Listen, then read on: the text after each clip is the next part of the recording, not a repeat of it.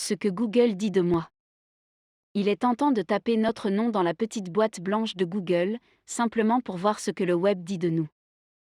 Mais que cherchons-nous exactement et surtout, comment réagissons-nous à ce que nous trouvons? C'est une petite habitude que nous sommes de plus en plus nombreux à prendre, se googler pour voir où en est notre réputation sur le web.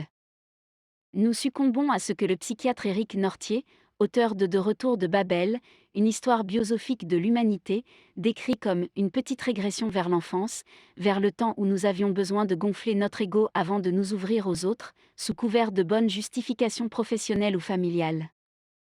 Selon lui, Google, avec toutes ces informations raccourcies, trompeuses ou manquantes, est un canular grâce auquel vous pouvez en découvrir un peu plus sur vous-même.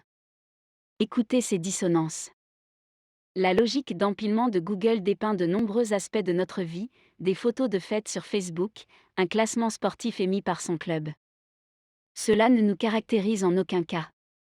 Cependant, si nous sentons qu'il y a une différence significative entre ce que nous voyons et ce que nous sommes, éventuellement à cause de la douleur, nous devons nous demander, sommes-nous en phase avec nous-mêmes? Ne vous jugez pas. Google ne peut pas capturer ce dont nous sommes vraiment fiers, un dossier bien ficelé, une personne secourue, un jeune consolé. Ces moments de notre vie ne seront pas documentés sur Internet, sauf si nous nous sentons obligés de les partager, comme le font certains blogueurs. Par conséquent, l'image figée renvoyée par Google ne peut servir à l'auto-évaluation. D'un autre côté, nous pouvons prendre conscience du pouvoir de notre jardin secret. N'essayez pas de vous justifier. Désormais, chacun d'entre nous peut faire l'objet d'un éloge public. Vouloir se justifier à tout prix lorsque l'on découvre que quelqu'un nous calomnie ou, pire, nous insulte, c'est s'engager dans une bataille sans fin dans laquelle on risque de se perdre.